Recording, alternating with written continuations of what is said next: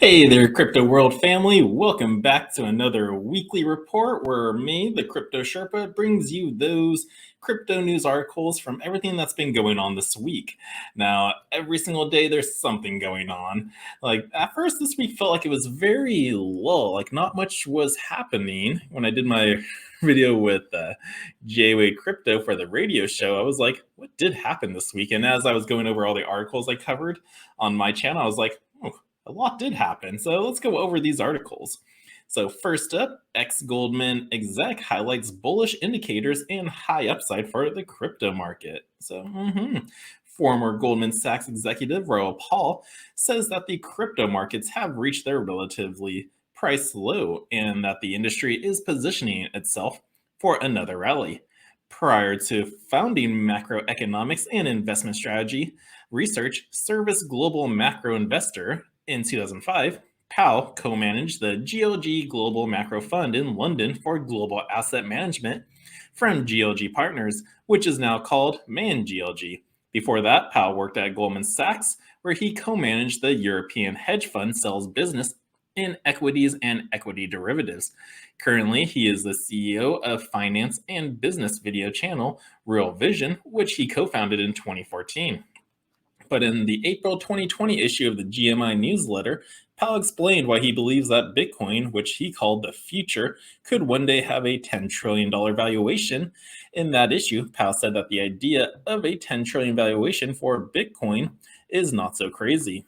After all, it isn't just a currency or even a store of value. It is an entirely trusted, verified, secure financial and accounting system of digital value that can never be created outside of the cryptographic algorithm. It is nothing short of the future of our entire medium of exchange system and of money itself and the platform on which it operates. So he goes over a couple of more articles in this section, going over like what's happening in the 4-year cycle, where Bitcoin's going to go. We're having it happening soon. But yeah, like I like what he said right here, which was just perfect. What Bitcoin and crypto is: trusted, verified, secure accounting system of digital value, and it can never be created outside of the cryptographic algorithm. So that's what the value of Bitcoin is and this entire space. So having it reach a $10 trillion valuation is very realistic. So yeah, this was a great article out there of just the highlights of how Rob Paul is bullish on this. I know my t-shirt I'm wearing is a bear. I'm not bearish at all in the crypto world. I am bullish 24/7 all the way because of this technology. It's code, it's software. It's not nothing that's been made up in thin air. So good article. Let's see, next up in the news, let's see, Aussie convenience store Giant allows cryptocurrency payments across its 170 outlets. So look at that, we got another country who's basically starting to use it. It's not adopting as legal tender, but we have a giant store that's doing it. So let's see who it is. The cryptocurrency space is gaining more attention in different sectors and purposes. More people and businesses are embracing the use and applications of digital assets as the world becomes a global village of technological processes and inventions. And they are increasingly taking the upper hand. The flow is moving even towards virtual assets. With the belief that everything will become digitalized in the future, the idea involves even currency. Blockchain technology, on which cryptocurrencies rely and functions, has proven the security and confidentiality of crypto transactions. Moreover, cryptocurrency sensitizes the public about their products and services for some brands. Some are accepting digital assets as payment, which means to increase their customer base. In addition, the ease and convenience of transferring cryptocurrencies make them more reliable for users and businesses. There's a current plan for the on-the-run convenience store and gas station giant to include cryptocurrencies as part of its payment options. So that's the store we're looking at. It is on-the-run OTR convenience stores. This plan will cut across 170 outlets of the company throughout South Australia and Victoria. With this plan, customers can make payments with more than 30 cryptocurrencies for snacks, gas, and Sunway footlongs. Peregrine Corporation, of the OTR's parent firm and one of the largest South Australian private companies, will not be left out. The firm will also accept crypto assets at Subway, Smoke Mart stores, and Porto. By finalizing the plan in July, the company will become the largest in the country to adopt cryptocurrency payments for in-store purchases. So very, very cool. Did they say who they were going to use? I think it was right there, Crypto.com. To implement its plan, the company is partnering with Crypto.com. So yeah, they're going to be using Crypto.com for their payment solutions. Most companies in America, where you're hearing people say, yeah, we accept cryptocurrencies, they're using BitPay, which is, I think, part of Shopify Jack Dorsey's situation. Wait, not Jack Dorsey, Jack Mueller? Jack Mueller. Wait, no, not Jack Mueller. Oh, there's so many Jacks in the crypto space. But like one of those guys I've hit in the last Bitcoin conference saying like how they partnered with Shopify and they're using that. But yeah, BitPay is usually the most common way people are using cryptocurrencies to be accepted in stores. But awesome, this is great news. This shows more of the adoption and spreading of people using cryptocurrencies. Like their user, that's great. I'm all for educating though. I hope people are understanding cryptocurrencies, like because most people don't even understand money. They just use it, which is what we're going to get to. But if you really want to like make it a business and do something with it, you got to understand blockchain technology, the code behind the project itself, and then what they're doing. But yeah, this is a great article. So woo, way to go, Australia. Let's see what else is happening. Terra becomes a top 10 contender after beating Cardano and Avalanche. Oh yeah, this happened this week. Makes sense since Terra is becoming quite popular as the stable coin, the UST. Is that what it is? Their Terra Luna? That's their stable coin. But yeah, they've been pushing in, like they want a $10 billion reserve in Bitcoin for their company and its stablecoin. But yeah, in its recent run up, the cryptocurrencies has been able to beat out some of the most valuable projects in the market. Its success has been a direct result of its staking offerings that promises users more returns than any other project in the space. By staking UST, the native stablecoin of the network, users can get as high as a 40% APY on their investment using some available DeFi protocol. So yeah, that's also why it's helping push it. Not only are they just continually stacking the Bitcoin and the reserve, they get a pretty decent APY, 40%. That's not bad. And that's like really, really good. Like a traditional bank will only give you like 0.01% in your savings account. Let's see, what are the projects I'm into? The Divi project gives you at least 15 to 20%, depending on where you're staking. With Theta and T-Fuel, Theta gives you about 2%, T-Fuel gives you 8%, but if you have a liquidity pool, that actually pushes you up into the 50% range with some NFT multiplier stickers. So yeah, there's many ways like earn income in the cryptocurrency community, but like you just gotta keep on top of it, take a look at the percentages, like what can you get back in return? And yeah, by Terra offering 40% for their staking vaults, that's pretty good. So I can see why they're getting a big handful of people running into their system. And that's definitely why it gave them the chance to beat Cardano and Avalanche. So cool.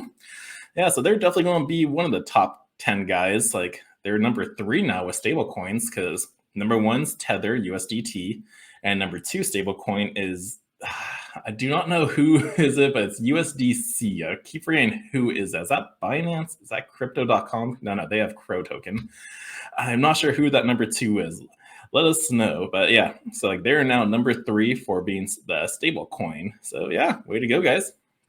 Let's see, let's move on to get through this news. Let's see, mysterious Bitcoin whale accumulates over $117 million in BTC in just 1 week. So yeah, whales are still accumulating. I think I covered an article last week about somebody moving like a bunch of Bitcoin over. Like this is happening every single week. The exchanges are losing their Bitcoin reserves. Basically, they don't hold all the Bitcoin or cryptocurrency they say that they do. So those are from centralized exchanges and entities. But yeah, people are still doing it. The third biggest Bitcoin whale in the world has entered accumulation mode with huge purchases of Bitcoin over the last week.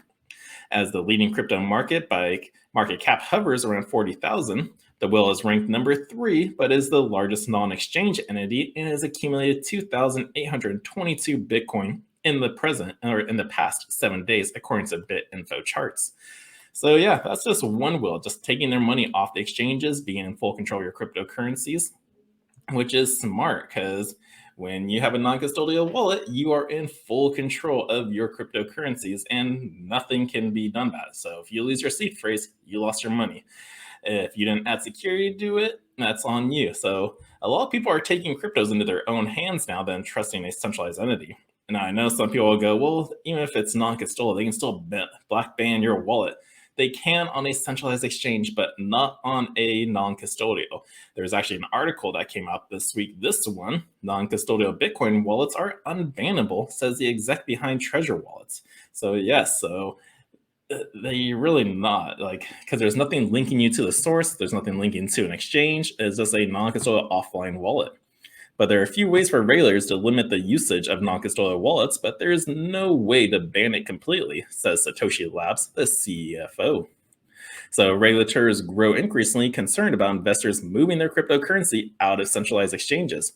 One industry exec has assessed the probability of a potential ban of non-custodial wallets. Stepan Urich, the chief financial officer of Satoshi Labs, the firm behind the Treasure Harbor wallet, is confident that it is highly unlikely that governments around the world could one day ban the use of non-custodial wallets. It's very important that all the countries would ban non-custodial wallets or any other aspect of Bitcoin's peer-to-peer network for that matter, but the chief financial officer told Cointelegraph. Urich said that the potential efforts to ban non-custodial wallets would likely be similar to certain countries banning things like cryptography or torrents in the past. The adoption of these technologies continued unabated or unbanned. In some sense, governments' attempts at banning certain technologies are good marketing for said technology, he noted. Also known as self-custodial wallets, non-custodial cryptocurrency wallets are designed to grant the user full control of their own crypto. In contrast to custodial wallets, non-custodial wallets remove the need to rely on third parties that could recover, freeze, or seize the user's crypto assets. This makes the user solely responsible for storing their private keys. Like I said, as non-custodial wallets essentially enable users to be their own bank, many financial regulators and banking institutions became worried about the potential risks behind such tools. Earlier this week, a major bank association in Russia proposed to criminalize certain use cases of non-custodial wallets due to the complexity of seizing crypto assets held in these wallets, among other reasons, but that's basically the main one. Like, governments aren't going to like non-custodial wallets because they can't stop your cryptocurrency transactions. They can't do nothing about that.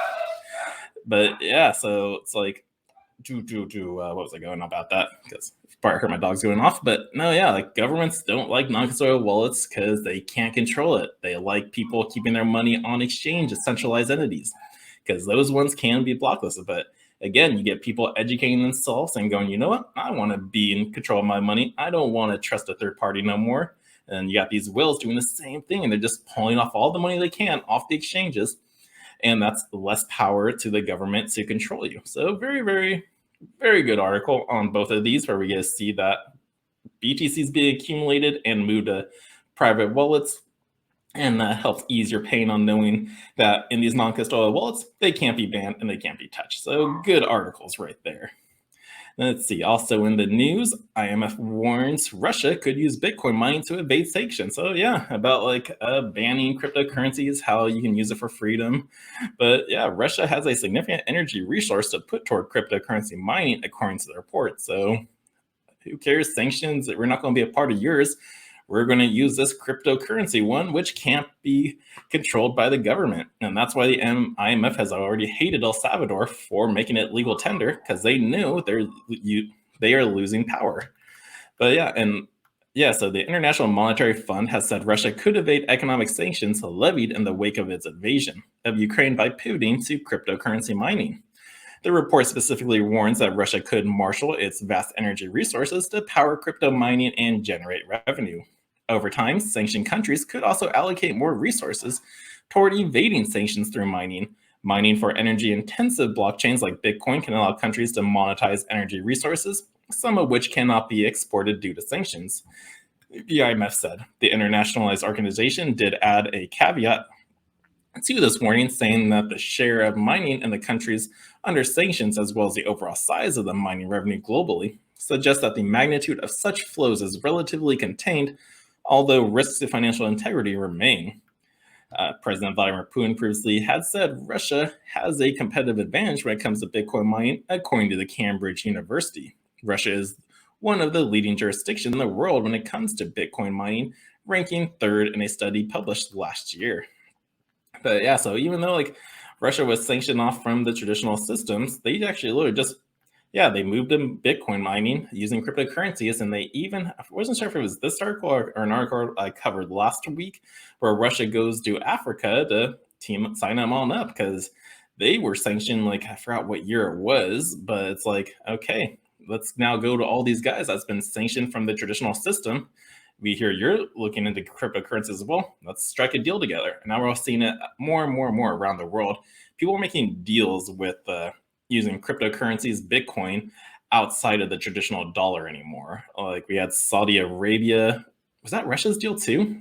Where they made an oil deal using Bitcoin, or was that their deal with China and they sold their oil for the yuan? But it just shows that the US dollar is not the main currency anymore and it's losing its value. So, yeah, so you're kicking us out of your system, which is using value, while Russia is getting on a system that's always increasing in value, which we hear from, who was that? I believe it was Michael Saylor. Yeah, here's why Bitcoin is a solution to inflation, according to Michael Saylor. But where was that going with that? But it's like you're using cryptocurrencies rather than the traditional monetary system. But yeah, let's go over this article on why Bitcoin is a solution to inflation, according to Michael Saylor. So Michael Saylor is a well-known proponent of Bitcoin, and one of his primary reasons in support of the flagship digital currency is that he believes it is a critical hedge against the dangers of inflation. That's where the US dollar is losing its value and people don't want it. That's why I was tying these two articles together of banning the system, but your system right now is losing value due to high inflation rates and just decreasing its value altogether. So Russia's going to use Bitcoin. But this is why Bitcoin is a great hedge against it. Here is his thoughts on it. If you go back 2 years when MicroStrategy first bought in, it's up to 400% and dramatically outperformed the NASDAQ or gold or any other asset you could have bought. If you're looking at it in a matter of days or weeks or months, the traders control it, he said. So yeah, if you're looking at the short term, traders control the market. But if you look back, he is up 400% since he started. He also added, the maximalists are all in. Myself, Jack Dorsey, we think Bitcoin is an instrument of economic empowerment. The market price is set by a tug of war between the technocrats, the people who are pro-technology and think it's the next big tech network like Google or Amazon for money, and then there are the traders who are looking at the uncorrelated assets. So let's see where he also says that in one day, it will happen. On a day that is unexpected, the correlation will go from 70% to a 0% risk asset. And then when that happens, traders will reverse the polarity of their trades and technologists will start to double down and the maximalists will enjoy the ride. So yeah, he combined like the people who are into Bitcoin into three parts. You got maximalists, you got traders, and then you got technologists. So right now the volatility is controlled by the traders because they're just trying to make as much money as they can. But the technologists, they believe it's going to happen because of the technology and everything. There's going to be a switch of purchasing power. These guys are going to be the ones buying up all the Bitcoin once it becomes a zero risk asset, while the traders are going to pull off on their trades and then go over to the next thing, because that's what they do. But the maximalists who've been in Bitcoin all along are just going to enjoy the ride. But he believes one day there will be a switch where you see Bitcoin just really starts to rise. There's not going to be so much volatility anymore. And that's when, yep, all us maximalists who love Bitcoin, who have been stacking it, we're just going to enjoy the ride as we watch all the other people try to funnel in and buy up as much Bitcoin as they can. But there's not that much Bitcoin to be coming in the coming years.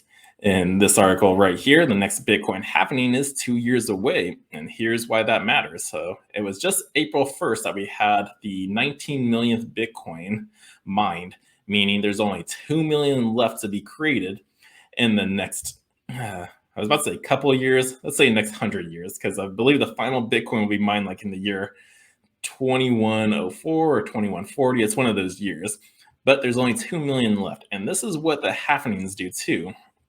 With that, we are halfway through the 4-year Bitcoin halving cycle, as the fourth time mining rewards will be halved approaches in 2024. We'll examine how it will be effective. So yes, on May 4th, let's see where we at. Yep, what will take place on May 4th, 2024, other than me watching some Star Wars movie, because it is May the 4th, be with you. But we will also be seeing the fourth Bitcoin halving. So at the current price right now, or the current time, uh, every single block that gets created every 10 minutes, 6.25 Bitcoin is rewarded to those miners who found the newest block in the blockchain. So, and then roughly in a day's time, there's about 900 new BTC every single day. But on May 4th, 2024, the halving will take place, and the reward is now lowered to only 3.125 Bitcoin every block, and its daily average will be cut to 450 new Bitcoin a day. So if you just take simple business economics, that everyone goes for supply versus demand. So when the demand is, or when the, let's see, demand, supply versus demand, if you have low supply, high demand, the price should go up. If you have a high supply, not so much of a demand, then there's not going to be really any value. But year over year, Bitcoin's demand increases a significant fold right now. Like I wish I had that percentage number right now, like how much Bitcoin's been been adopted over the years and like where it's at today.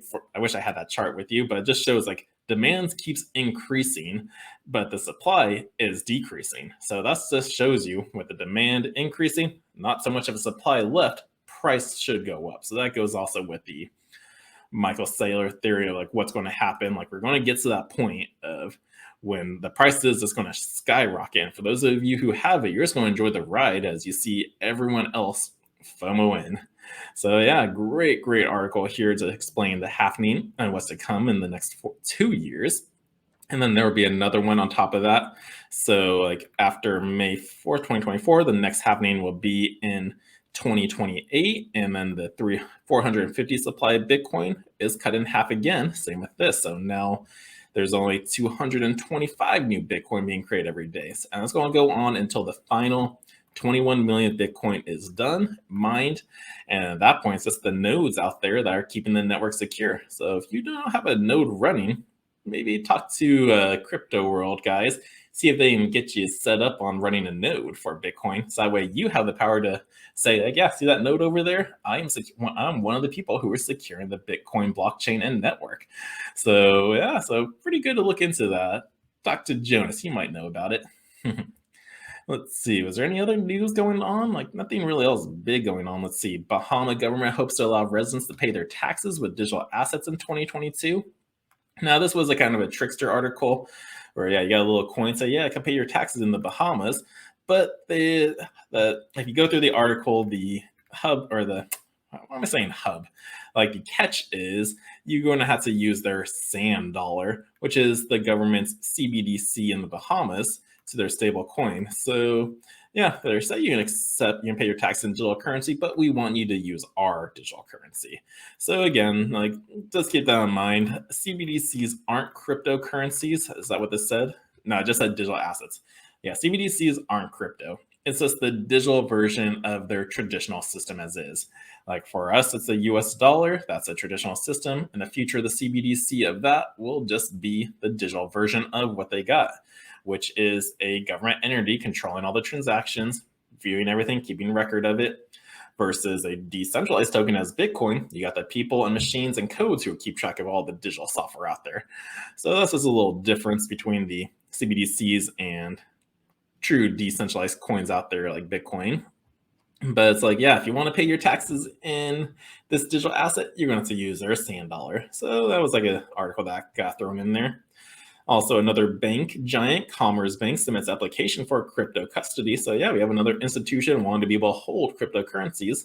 Most likely it will be for their high-end clients in the very beginning. Let's see. And then they're eventually moved to the common person's folk. Let's see, Commerce representatives said that the bank applied for the crypto custody license in the first quarter of 2022, as first reported by Boising Zedong on April 14th.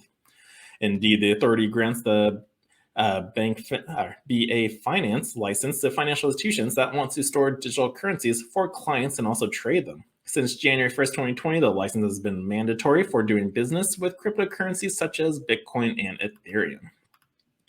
So yeah, more institutions are going to get in on this. This is just one banking giant. Commerce Banks, where are they from? Are they from Germany? I feel like they're a German bank. Let's see, cryptocurrency market spreads across All parts of the world, various industries, banking institutions are facing increased demand from clients to offer crypto-related services and investments in a safe and regulated way. One of the banks that has taken the first steps introducing digital assets related services is German-based Common. So I was correct. It was a German bank institution out there. But just wait till you start seeing more banks in the US here start applying for licenses and start offering crypto custody services for you. I think we had Tennessee like a couple of weeks ago say they want that license for it, but institutions are still getting in on it. So this is your time to collect it while you can. Understand non-custodial law so you can be in full control. Don't have to trust a third party such as a bank or an exchange out there. But yeah, so Bitcoin and cryptocurrencies are booming. Adoption is here. Like, who knows how many more years? I don't have a crypto ball. I just love being speculative and looking at all these news articles, seeing people and institutions get in on it. It's awesome seeing governments get in on it. You see how governments are using it to evade certain like situations going on with the world. Like, this is a technology that is really going to change everything up. So this is exciting times. It's wise that you keep yourself educated, learn everything you can about the space, keep up to date on the news. And yeah, so great articles this week. But yeah, that's going to do it for the video. I hope you guys liked all these articles. If so, be sure to hit that thumbs up button, subscribe to our channel so you don't miss any video updates. We have Cryptos Over Coffee every Tuesday at 9 in the morning. Always a great meetup. And then one Thursday every month, we have Bitcoin Over Beer. So it's a great place to stay educated, network with other people who are crypto friendly. And if you want just a spot where you can pick up all your crypto mining needs, check out Crypto World. We are your one-stop location. And yeah, share this video with your friends. And again, and stay safe out there. Make sure you are in full control of your cryptos, and also be sure to check out our WeFunder page, which is still going on. You can check it out on our homepage, shopcryptoworld.com. Click on the WeFunder campaign, and you can see what we're offering and how we want to spread the adoption so we can open up a store hopefully near you soon. So yeah, go give that a check out, help support it, be a part of the team. And yeah, so until next time, guys, thanks for watching, and the Crypto Sherpa is out. Did you know that you can sit down one-on-one with me or one of our other experts here at Crypto World? We can help you open up your first wallet, roll over your retirement into crypto, move large amounts of crypto safely, give you advice on how and what to mine, and more. If you could use expert guidance along your crypto journey, we are here to help. Visit our website to schedule your consultation today.